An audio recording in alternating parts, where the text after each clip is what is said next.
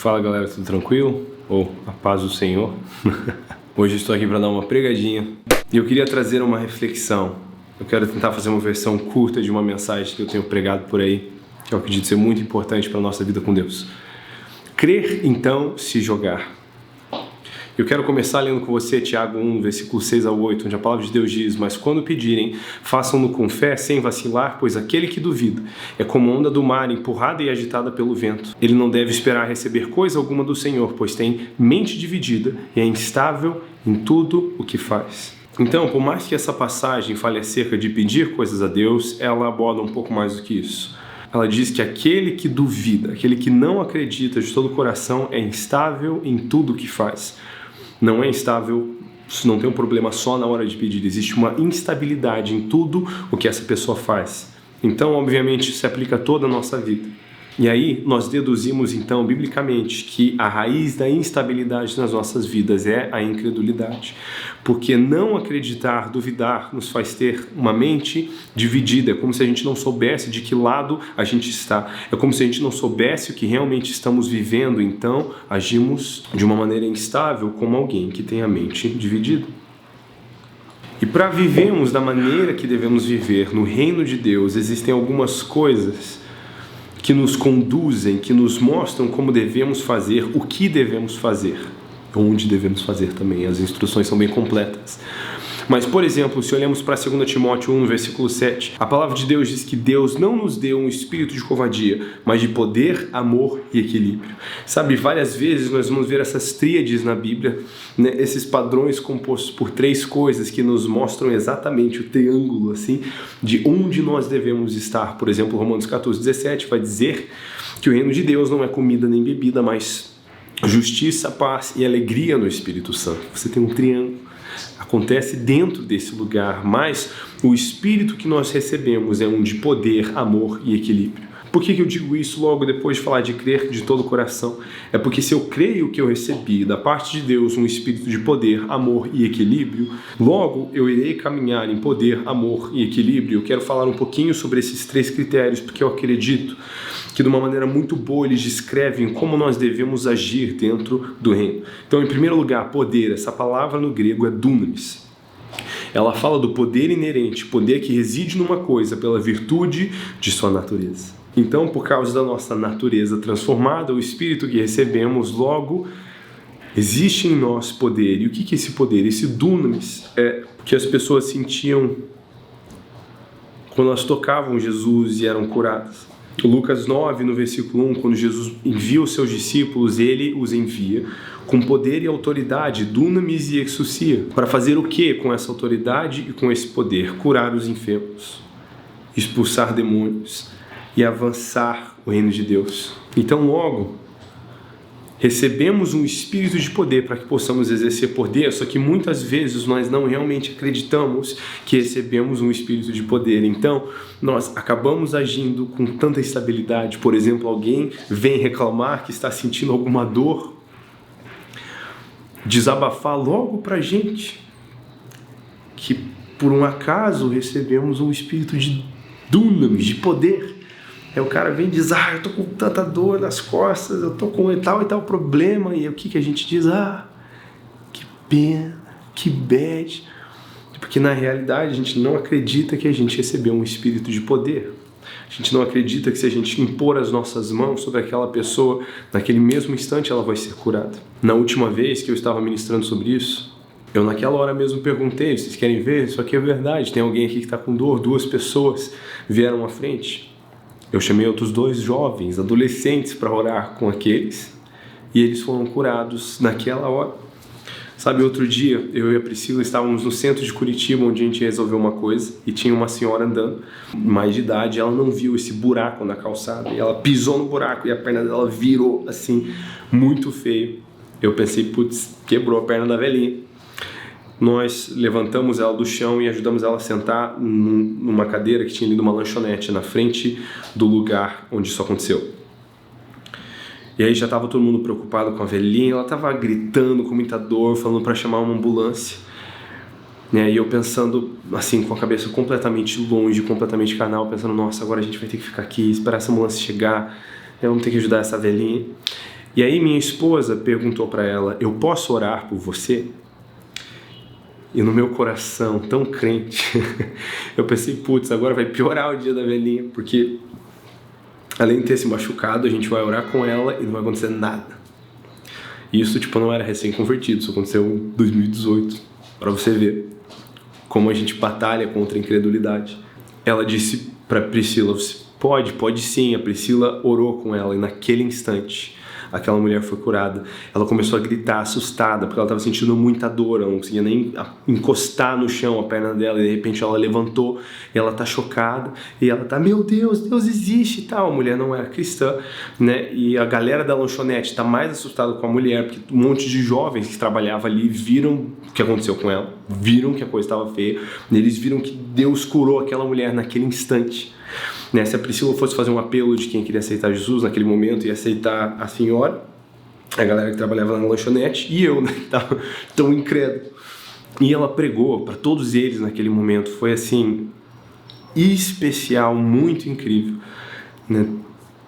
Foi algo lindo de se ver, mas nós recebemos um espírito de poder e devemos agir em cima desse poder que nós recebemos. A incredulidade traz tanta instabilidade, e gente, até quando a gente acha que não tem, você acaba vendo que na verdade você tem. Por exemplo, você senta de manhã para fazer o seu devocional, você está com a palavra de Deus, o que Deus deseja transmitir ao seu povo, e muitas vezes você senta para ler esse livro, você nem traz um caderninho para anotar, porque na realidade você não tem expectativa de que Deus vai falar com você. Você acha que você vai sentar com a palavra viva e eficaz, transformadora do Deus vivo, poderoso, e você vai ler de capítulo tal a tal, mas que Deus não vai falar nada de extraordinário com você. Então, você vê em quantas áreas a gente é dividido?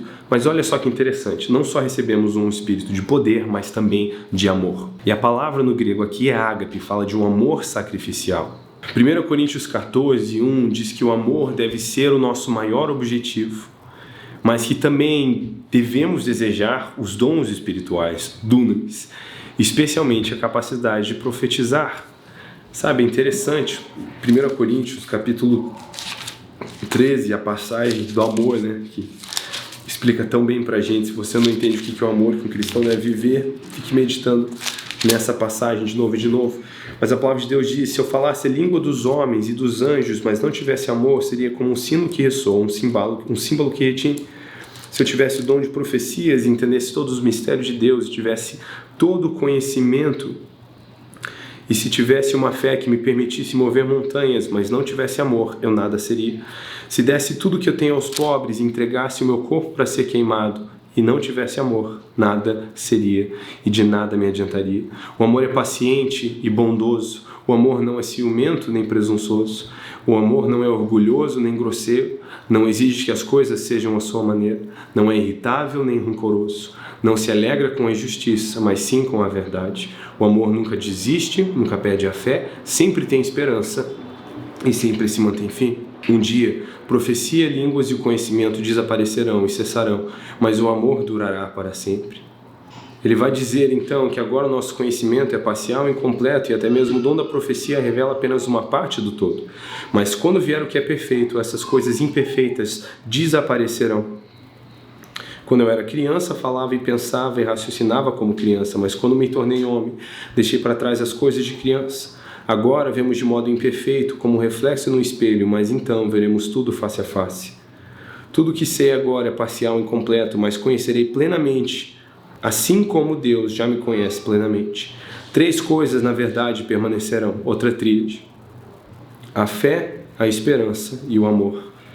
E a maior delas é o amor. A verdade é que caminhando com Cristo já não podemos mais caminhar como crianças. Caminhamos numa nova cultura e essa cultura é o amor. Então nós precisamos entender que não adianta fazer grandes coisas e agir no dunamis, no poder de Deus, se a nossa motivação não for o amor. Todo o poder que nós recebemos acontece dentro desse lugar de amor. E é por isso que o espírito do profeta está sujeito ao profeta. Muitas pessoas se empolgam com o poder que receberam e vão usando esse poder de maneira destrutiva e não construtiva como deve ser. Jesus nos mostra como deve ser. Perceba Jesus falando com a mulher samaritana, né, naquele poço. Através do dunamis, o poder, Jesus traz uma palavra de conhecimento, de revelação acerca da vida daquela mulher. Ela é exposta, os seus podres são trazidos para fora, mas com que intuito? Jesus não faz isso para pisotear essa mulher, muito pelo contrário, ele faz isso para servi-la, para que ela possa ouvir acerca do reino de Deus, e não somente ela, mas toda a sua cidade. Então, poder é o que nós recebemos, mas amor é como nós aplicamos. Tem gente que pode receber uma palavra profética para alguém e deixar essa pessoa destruída com a mensagem que recebeu de Deus, mas tem gente que pode receber uma palavra profética e chegar sem dar cambalhota ou anunciar com trombeta isso. Na verdade, você pode chegar com tanta sutileza e discrição e conversar com tanta delicadeza sobre o assunto que a pessoa não ia nem saber que você recebeu uma palavra profética. A não ser, pelo final, quando te pergunta de onde você decidiu falar sobre isso. E aí você diz, Deus trouxe isso ao meu coração, porque Ele te ama e estava preocupado com você. Você entende uma aplicação completamente diferente. E essa sujeição de sujeitar o dunamis que nós recebemos, que é um poder explosivo, mas não descontrolado, porque o espírito do profeta, o espírito de poder está sujeito ao profeta, que nos traz justamente para a terceira coisa que nós recebemos, que é o equilíbrio. No grego, sofronismos, fala de autocontrole. Nós somos chamados para uma estabilidade de mente, admoestação. Existe um autocontrole que nós precisamos ter, que fala justamente de como caminhamos com essas outras duas coisas, o poder e amor. Só podemos caminhar assim, no equilíbrio. Eclesiastes 10, no versículo 17, diz: como é feliz a terra que tem como rei um líder nobre, cujas autoridades fazem banquetes no momento apropriado para recuperarem as forças e não para se embebedarem. Agora me explica, por que o povo é feliz? Porque os seus líderes comem por manutenção. O povo é feliz quando as autoridades sentam para comer com uma balancinha e medir a sua quantidade de proteína, de carboidratos, saber quanto eles precisam comer para repor as suas forças. O intuito deles não é festar, é comer para recuperar as suas forças. E o povo se alegra por isso, porque a mesma disciplina, o mesmo autocontrole que alguém expressa diante de um prato, vai ser o autocontrole que eles expressam diante de um cetro. Nós precisamos entender, a disciplina é sua própria recompensa e nós somos chamados para agir com disciplina e autocontrole sobre diversas áreas. 1 Coríntios 14, do versículo 32 ao 33, vai dizer: aqueles que profetizam têm controle de seu espírito e podem falar um por vez. Cara, eu recebi algo quente de Deus, mas eu vou esperar quem está falando terminar de falar.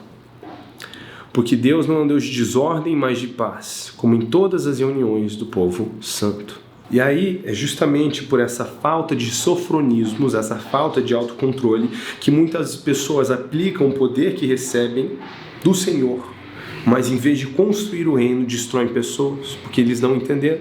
Quando Jesus está lá falando com a mulher samaritana, os discípulos estão preocupados com comida, eles estão com fome, eles vão atrás de comida. Quando eles voltam, eles não conseguem entender o que Jesus está fazendo, porque na cabeça deles o reino dos céus ainda é chamar fogo do céu para destruir cidades. E talvez, na sua cabeça, o reino do céu é isso. E não uma bacia de água para lavar pés.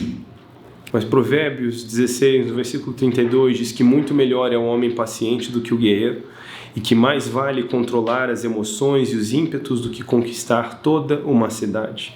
Muitos de nós queremos conquistar cidades, mas muitas vezes entendemos errado como devemos conquistar cidades. Não conquistamos pela espada, mas pelo amor. E o poder que aplicamos não é para lançar pedras, mas para lavar pés.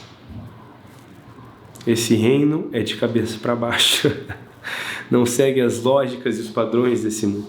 Então, quando não caminhamos nesse lugar de poder, amor e equilíbrio, nós acabamos atrapalhando, acabamos não agindo de um jeito certo, porque o reino, e o avanço do reino sempre vai acontecer dentro dessas três coisas. Mas não podemos, ironicamente, andar em desequilíbrio, porque quando damos muita ênfase ao poder, ao sensacionalismo, nos esquecemos do porquê recebemos poder no primeiro lugar, que é para amar e servir pessoas. Mas muitas vezes, se focamos apenas em amar e servir pessoas e sofrer suas dores com elas, nos esquecemos que Deus nos deu também poder para expulsar demônios e curar enfermos. Recebemos um espírito de poder, amor e equilíbrio. E se voltamos para onde começamos essa mensagem, em não ter a mente dividida, se cremos que esse é o espírito que nós recebemos, então nós caminharemos em poder, amor e equilíbrio. Eu não consigo caminhar nada mais transformador, consolador para essa terra, esse mundo que tanto carece da graça e misericórdia de Deus e o conhecimento de Cristo, do que discípulos de Jesus que caminham em poder, amor e equilíbrio. Não consegui fazer essa mensagem tão curta. Na verdade, foi 1/5 do tempo que ela normalmente é. Mas, uma hora dessas eu passo na sua cidade e você pega a versão inteira. Em algum canto aí. Deus te abençoe. A gente se vê no próximo vídeo. Não se esqueça de aplicar o poder que você recebeu com amor, andando em equilíbrio. Na verdade desse doce evangelho de Jesus Cristo. Deus te abençoe. Um beijo na testa. A gente se vê no próximo vídeo.